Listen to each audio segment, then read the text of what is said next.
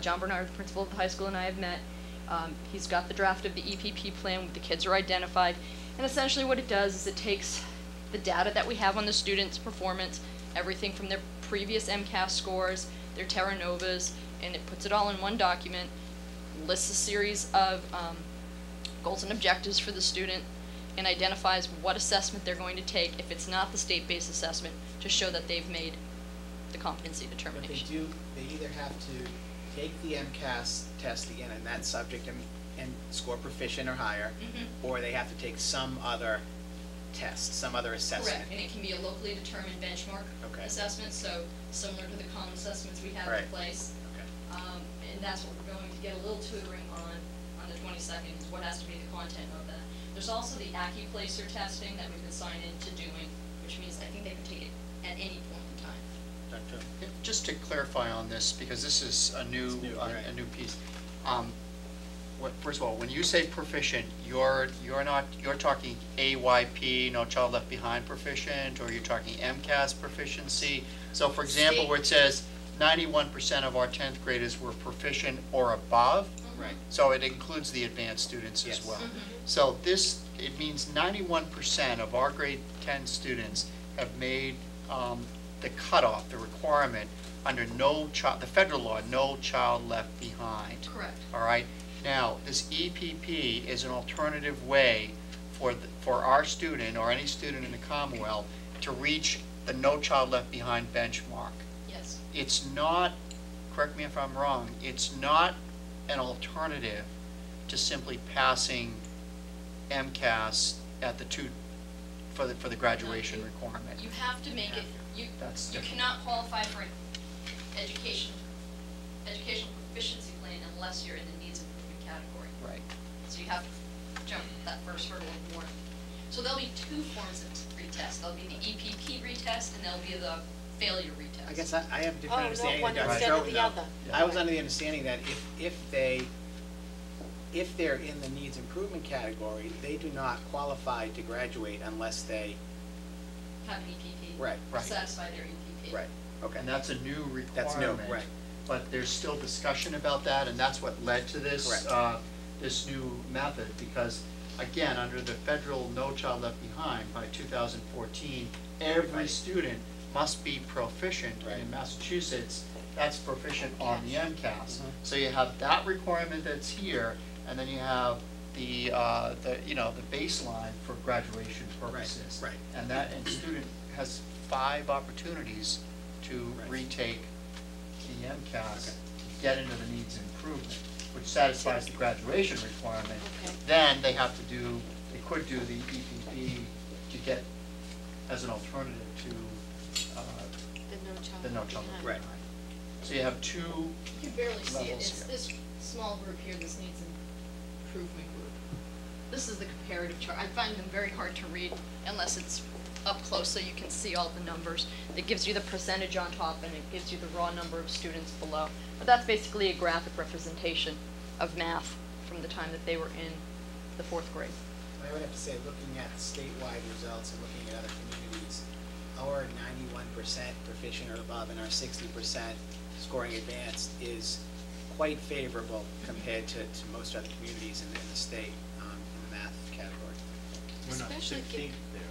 No, we're definitely not 16th there. We may be 16th, but 16th from the top. Right. Efficiency. Efficiency, right.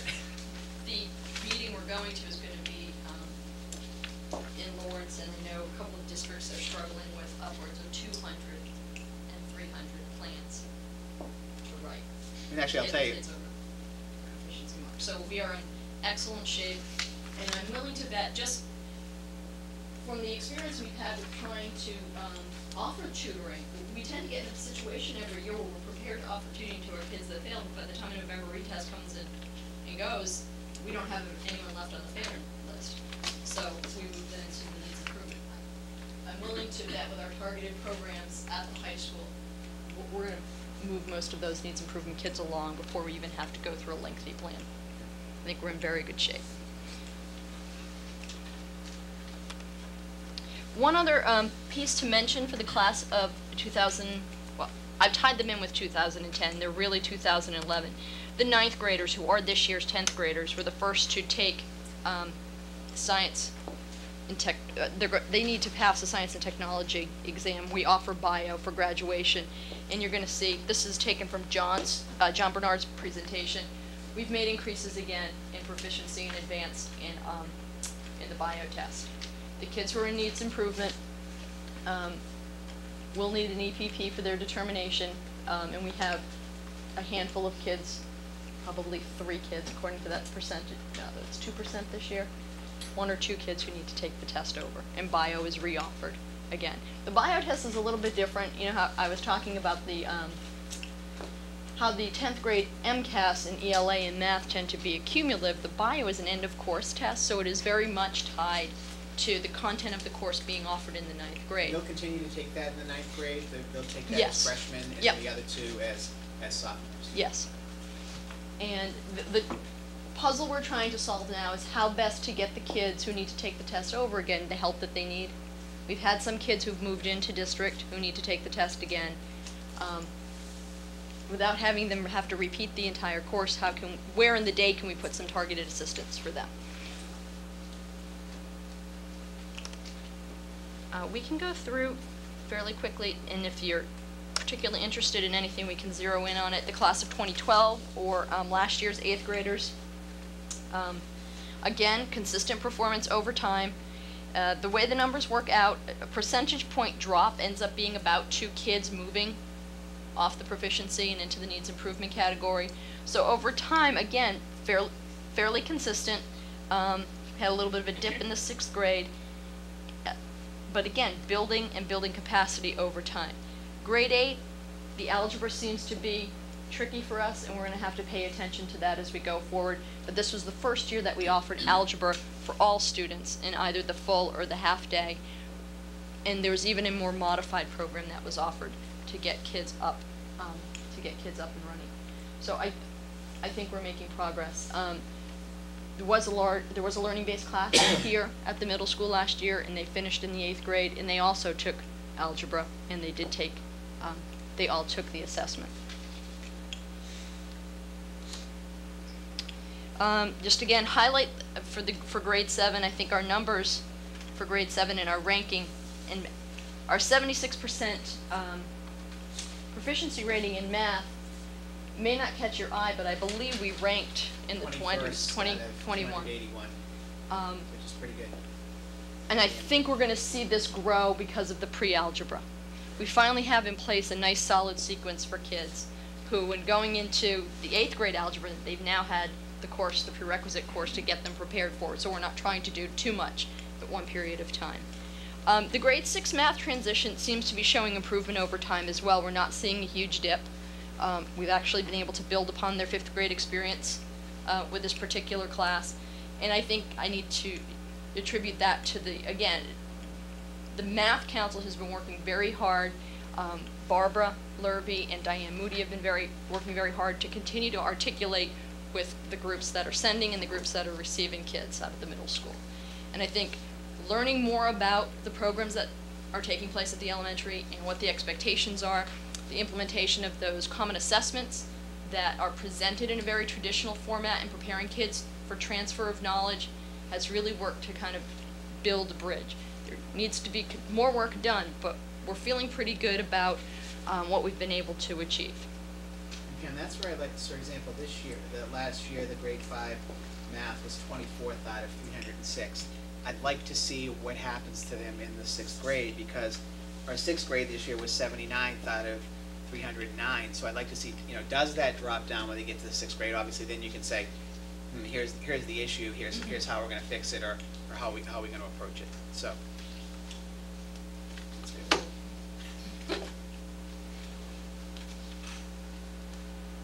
The 5th grade class, there was nothing available for the grade 3 ELA. It presents differently in the report because it's considered just a reading test. But again, a good build off of the 4th grade to the 5th grade. For the proficiency in math, again, consistent but yet continually building each year. And again, that's a piece of that cumulative concept within the MCAS. there's new information presented, but there's also repeated information presented. So once they've mastered certain content, it keeps showing up and they're secure in it, or they're moving up in proficiency as they get more comfortable with it. It tends to build over time if we're doing it right. Science is clearly a place where we need to put some time and energy. Oops, let me just go back for a second.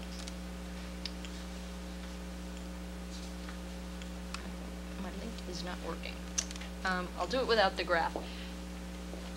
Elementary science has been an issue we've been trying to work on for the past couple of years, been overshadowed by math and ELA, quite frankly, and last year social studies seemed to get out ahead of our project on science. We have a task force that's going to be starting next Wednesday, in fact, to investigate how we can put together a cohesive curriculum map for all 3 elementary schools and then provision it with materials to get us all on the same page. We clearly have different ways of offering science in different buildings. Everything from a standalone block of time that's about 50 minutes long where the kids have science every day to a more project-based environment where kids could go a week or 2 or 3 and then do a science project for 2 weeks.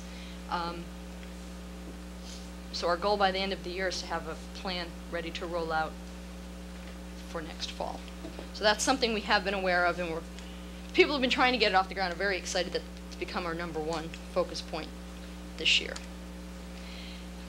There aren't questions on the charts. I can share my general observations with you. I know this is a lot of information. I think it's something that I probably sound like a broken record, and I say it again and again. The greatest challenge for us is continual improvement. We start from a very strong baseline, so to continue to get better every year is much harder work than to try and pull ourselves out from a hole. So the good news is we have a strong baseline. The harder news is it's going to take a lot more work to continually make that progress. We're pretty clear on what our areas of focus are. I think it's moved beyond from comparing one year to the next and concentrate on the longitudinal achievement of a class. So how can we bring a class along over time and not just comparing 1 year to the 10th grade in 1 year to 10th grade in the next year. Different kids, different tests, different environments. Content areas of focus, these are the K-12 concerns. Again, there may be more pinpointed responses that come out of the school-based reports, but #1 is writing. Open response and constructed response. Topic development goes along with that. This is a piece that you see when we talk about open AP scores. It factors in there right down to grade 3. It's how do you get them to communicate what's in here on the page in the way that the person is asking for it and supporting it with everything they know. And that's probably the hardest thing. From my experience, it's the hardest thing to teach. Because it's very much higher order in the bringing together of a lot of different pieces of information. It also ties into something that was showing up this year, fiction and nonfiction. This was one of our trouble spots in the MCAS K-12, was analysis and application of knowledge from the text to support understanding. That goes right back to writing and open and constructed response questions, the ability to transfer that knowledge. So we really need to focus in on those higher order thinking skills and get kids to build up that capacity for transfer. The multi-step process is right, again, connected to that. And in math, one thing that stood out to me was fractions and then geometric concepts. Geometry is one that keeps looping around for us as being a trouble spot. So that's where we'll be putting some time and energy. Again, need for more targeted assistance. The identification of student needs is going to be the way I think we can help kids move along. And the curriculum councils will continue to do the work on analyzing and developing short and long-term goals. Questions on observations?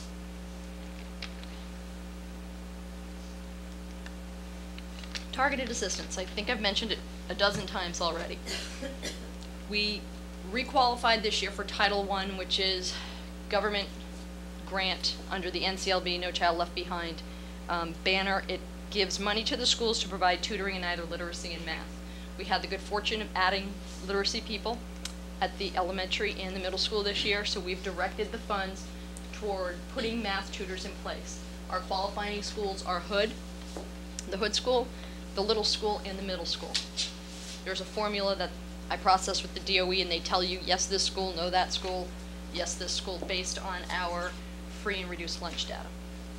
So we have 3 schools on board. We have tutors in place at 2. I think the middle school tutor just got solidified today, and we will be doing